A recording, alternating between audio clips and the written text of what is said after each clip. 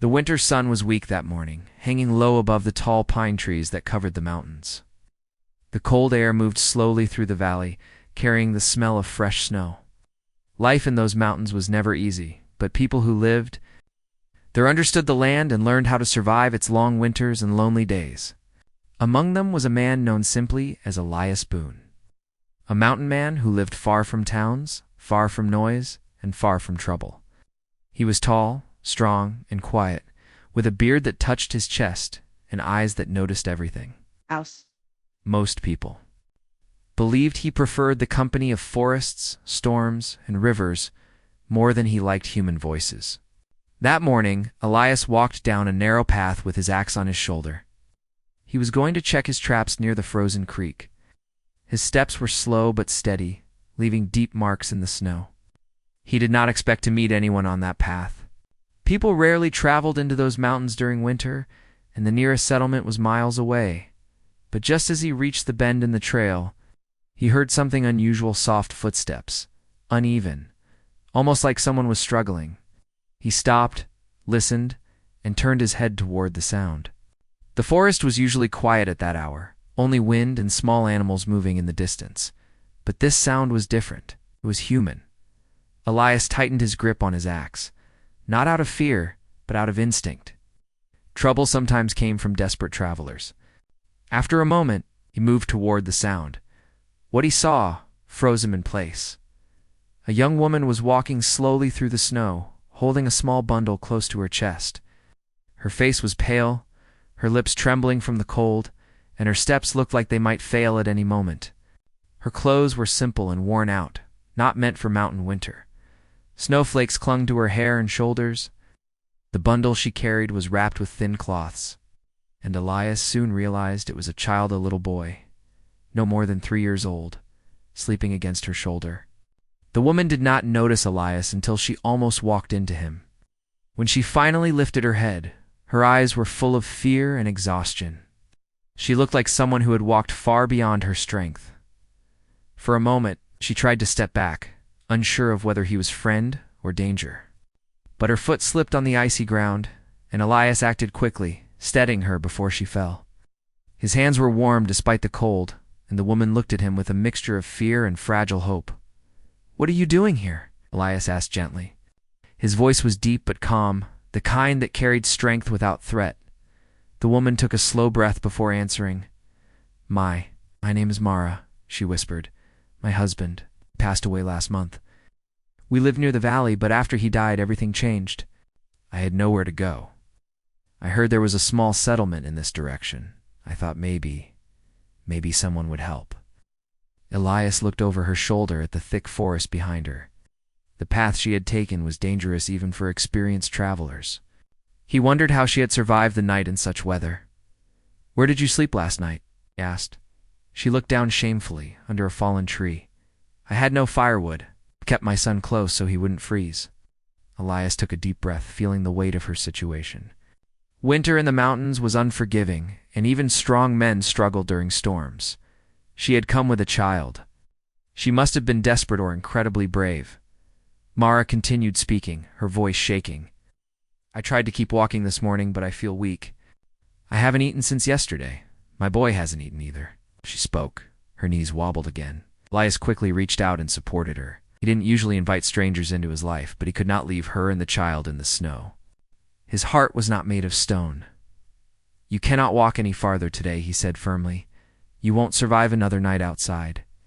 Come, my cabin is not far. I'll give you food, warmth, and safety." Mara's eyes widened slightly at the word safety, as if she had not heard it in a long time.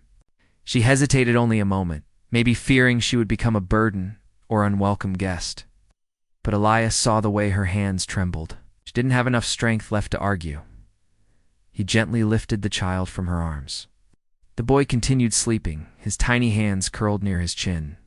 Elias cradled him carefully, as if he had done this many times before.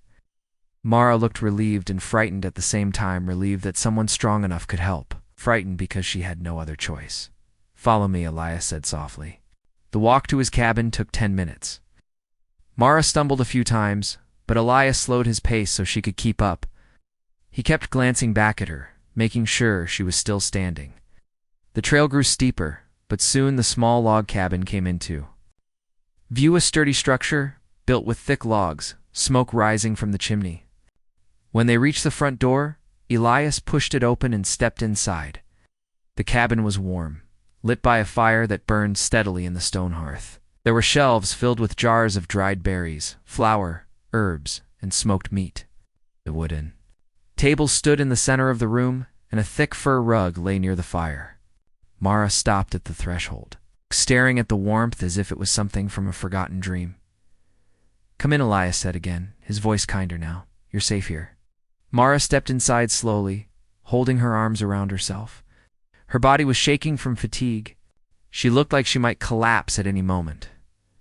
Elias placed the sleeping boy on the fur rug near the fire, covering him with a thick wool blanket. Then he moved to the shelf, took a pot, filled it with water, and set it on the fire. He placed a small plate of dried berries and bread on the table. "Sit," he told her. She sat down carefully, almost too weak to lift the bread properly. When she finally took a bite, her eyes closed for a moment, as if eating warm food after so long brought her back to life. Elias watched her silently. He did not ask too many questions. Not yet. He could see she was exhausted and frightened, but also determined. People who survived such journeys were often stronger than they looked. After she finished her first bites, he spoke again. "You and your child will stay here for now. The storm coming tonight is strong. You cannot travel in this weather." Mara looked down. "I don't want to cause trouble for you. I know you live alone. I should not disturb your life." Elias shook his head. "This mountain is harsh. People survive only when they help one another. I'm not sending you back into the snow." Her eyes softened with quiet gratitude. "Thank you," she whispered. "Most people turned away when my husband died. They thought I would bring misfortune. They said I should leave." Elias felt a hard knot of anger twist inside him, not at her, but at the cruel world that often pushed the weak aside. He looked at her with steady eyes and said with quiet strength, "Listen, Mara, as long as you are under my roof, no one will harm you. You and your son are safe here. Think of nothing else today." Her eyes filled, not with fear this time, but with the overwhelming relief of someone who had carried too much weight for too long. Elias added one more sentence slowly, firmly, like a promise carved into stone. "Your safety is my responsibility until you stand strong again." For the first time since her journey began, Mara allowed herself to breathe deeply. And in that warm cabin, surrounded by the steady firelight, she felt something she had nearly forgotten: hope.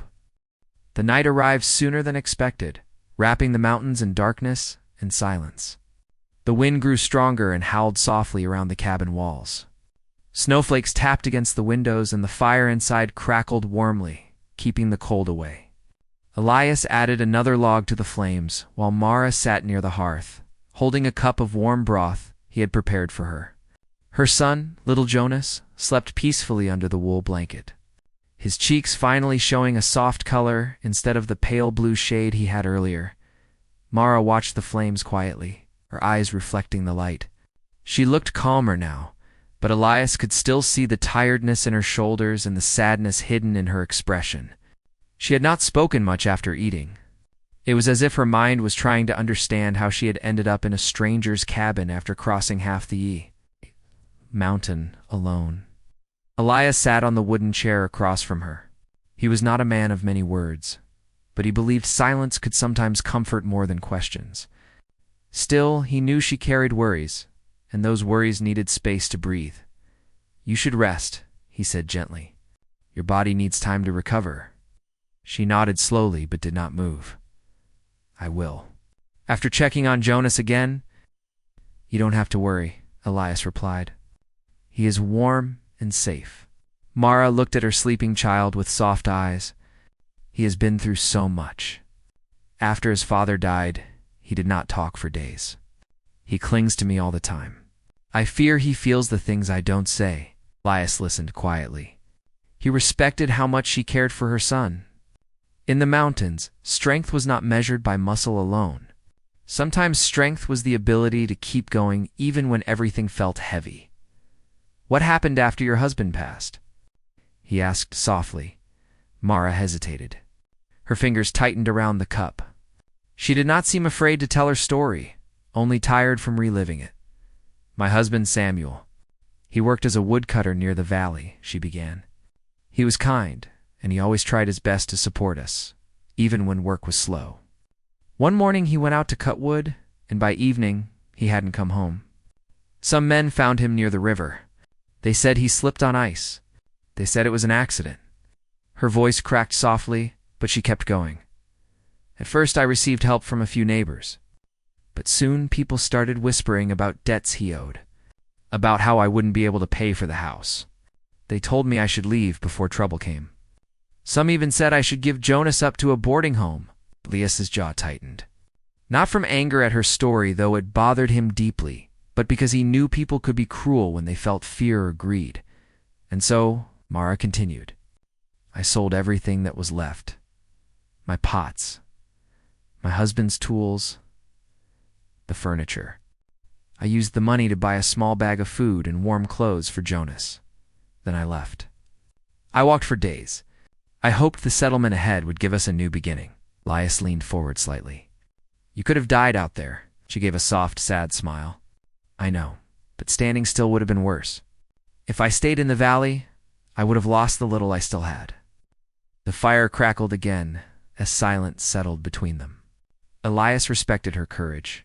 She had crossed the mountain not out of recklessness, but because hope pushed her forward. You're safe here, Elias said firmly. You don't have to rush anywhere. You'll stay until you have strength and a plan. Mara looked at him with grateful eyes. I don't know how to repay your kindness. Elias shook his head. Helping someone in need isn't something you repay. It's something you pass forward when the time comes. She took a slow breath, touched by the sincerity in his tone. She placed her empty cup on the table and adjusted the blanket around Jonas. Will he be all right tonight? She asked. He will be better than all right, Elias replied. He has warmth, shelter, and rest. Nothing threatens him here. Tears formed in her eyes suddenly. Not tears of fear, but the kind that appear when someone finally feels safe after a long time. She quickly wiped them away, embarrassed. I'm sorry, she whispered. I didn't mean to cry. Elias shook his head again. There is nothing to be sorry for. He stood up and moved toward the small storage area beside the cabin wall. From there, he brought out a thick wool blanket and handed it to her. You can sleep on the bed tonight, he said. I'll sleep near the fire. Mara's eyes widened. But that's your bed. I can't take it from you. You aren't taking anything? You're a guest, and guests sleep in the warmest place. His tone was calm, but it carried a gentle honesty that left no room for argument. Mara finally nodded. Double quotes. Thank you. She said softly. Elias prepared a simple sleeping spot for himself near the fire, using furs and blankets. Mara lifted Jonas carefully and laid him on the bed. She tucked him in and brushed his hair gently with her fingers. Then she sat on the edge of the bed, watching him breathe. For a long time, the only sounds in the cabin were the fire popping and the wind outside. Slowly, Mara lay down beside her son and closed her eyes. Exhaustion finally winning, Elias watched from his place near the fire. He noticed how peaceful she looked when she slept. The worry lines on her forehead faded. Her breathing was soft and steady. He felt a quiet satisfaction knowing she was finally safe. He had lived in the mountains long enough to value moments like this. Moments when he could protect someone without needing praise or reward. Hours passed. The storm outside grew louder, but the cabin stayed strong. Snow piled against the windows and ice formed along the roof, but inside, the fire kept the air warm. At some point during the night, Jonas stirred. He woke up silently, rubbing his eyes. When he saw Elias sitting near the fire, he froze for a moment. He had not seen the mountain man clearly before. Elias smiled gently. Hello, little one. Jonas blinked, studying him cautiously from the bed. Your mother is sleeping, Elias said softly. You're safe here. Jonas hesitated, then nodded slowly. He didn't speak, but he crawled closer to his mother and tucked himself under her arm. Elias watched quietly. He did not push the boy to talk. Children spoke when their hearts felt ready. Morning came with softer light. The storm had passed, leaving thick snow everywhere. Mara woke first, confused for a moment before remembering where she was. She sat up slowly, checking Jonas, who was still asleep beside her. Elias was already awake, sitting at the table sharpening a knife. Not for danger, but for morning tasks, cutting wood, preparing food, and beginning the day. He looked up when he heard her move. "Good morning," he said. "Good morning," she replied softly. "Thank you for everything." Elias put the knife down and stood. "Are you hungry?" She nodded. "Yes, but I don't want to use your supplies. I have enough," he answered simply. A mountain man always keeps more than he needs. He made porridge with dried fruits and a bit of honey. Mara ate slowly, appreciating the warm food. Jonas woke soon after and joined her, though he remained quiet. Elias noticed the boy's eyes were less fearful now, after breakfast. Elias put on his coat and boots. "I'm going outside to clear the snow," he said. "You stay in the cabin where it's warm." Mara nodded, but before he went out, she stepped closer. "Elias," she said softly, "if there is anything I can do to help, please tell me. I don't want to be someone who sits doing nothing." He studied her for a moment. She seemed stronger today, though still tired. "You can help by resting," he said with a calm smile. "That's the first step." But Mara shook her head gently. "I want to work. I want to feel useful again." Elias respected her determination. "Then keep the fire strong," he said. "And watch Jonas. Later, if you feel better, you can help with smaller chores." She smiled gratefully. "Thank you." Elias stepped outside, leaving her in the warm cabin. As she tended the fire and folded the blankets, she felt something new growing inside her, something she had not felt since her husband died. Stability, hope, the sense of having a place to breathe again. And as the morning passed, she realized that maybe, just maybe, the mountains had not been the end of her journey. They might be the beginning. The days passed slowly, but with purpose. The snow on the mountains began to soften under the weak winter sun, revealing patches of earth, frozen streams, and hidden rocks. The air was still crisp, but it carried a promise that spring was approaching. Inside the cabin, life had found a new rhythm. Mara woke each morning to tend the fire, prepare food for her son, and assist Elias with small chores. The simple routine brought a sense of comfort she had not felt in months. And Jonas began to smile more, his small laughter echoing softly through the wooden cabin walls. Elias observed her quietly. He did not interfere much, for he believed people grew stronger when they were allowed to discover their own strength. But he also made sure Mara and Jonas were safe, providing guidance when needed. He taught Mara how to chop wood carefully, how to carry water from the frozen creek without spilling, and how to store food so it would last through the changing days. Mara listened closely, absorbing his advice, her determination shining brighter with each passing day.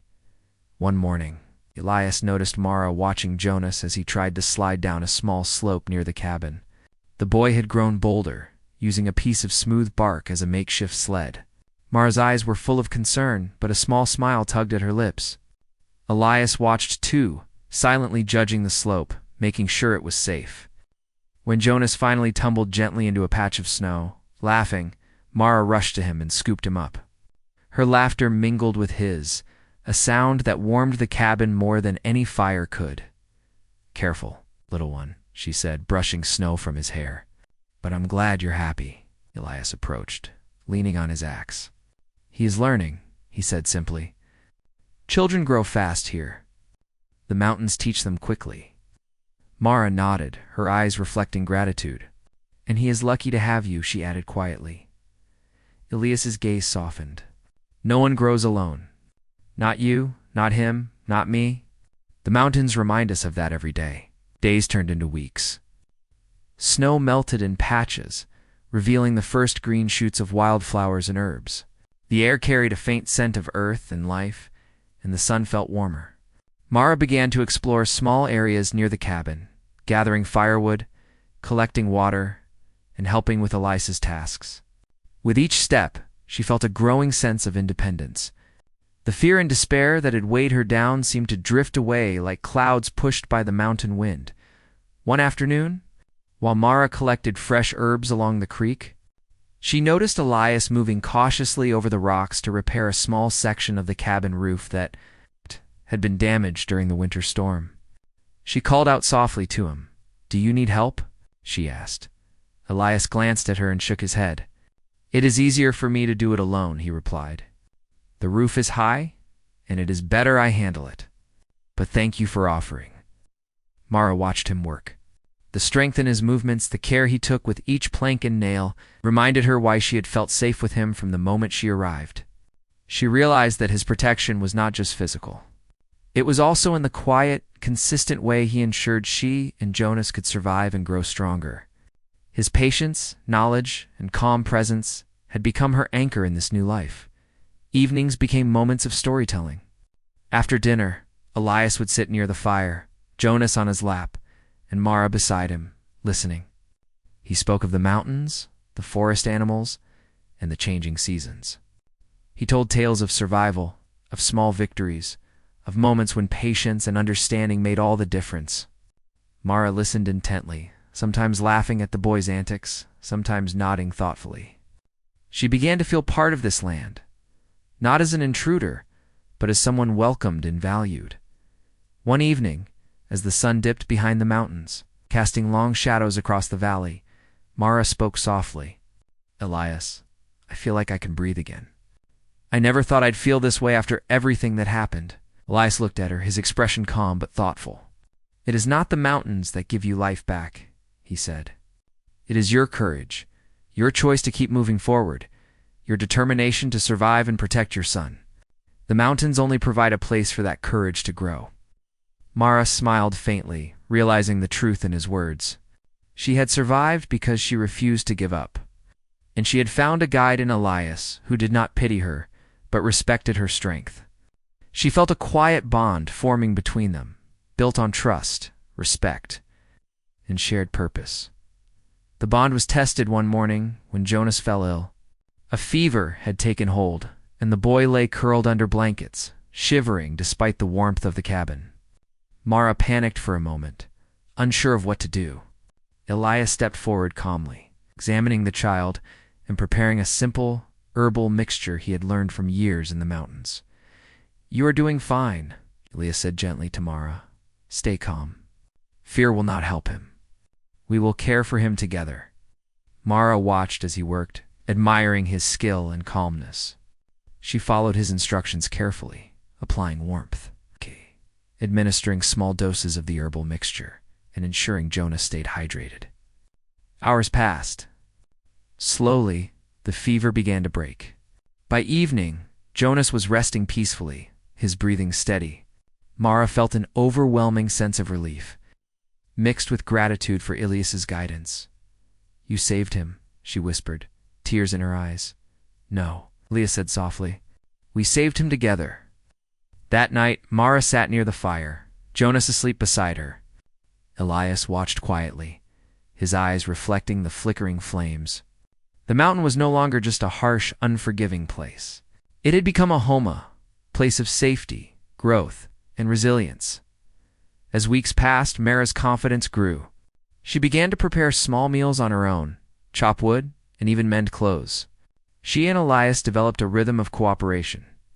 Jonas thrived under their care, his laughter filling the cabin and echoing through the surrounding forest.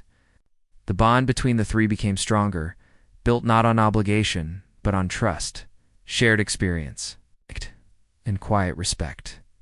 One afternoon, Mara ventured further along the creek. She discovered a patch of wildflowers blooming early in the spring sun. Kneeling, she picked a few carefully, arranging them in a small cup she carried back to the cabin. When Elias saw them, he smiled. "They are beautiful," he said, "like hope in the mountains." Mara placed them on the table near the fire. She realized that the cabin was no longer just a shelter. It was a home filled with warmth, laughter. Elias spent his days maintaining the cabin and teaching Mara more about mountain survival. He taught her to read the weather in the clouds, track animal trails, and store food for the changing seasons. Mara absorbed everything eagerly, proud of her growing knowledge and capability. One evening, as they sat together after dinner, Elias spoke. "Mara, the mountains are harsh, but they also show us what matters most: strength, patience, and respect for life. You have learned well, and Jonas too.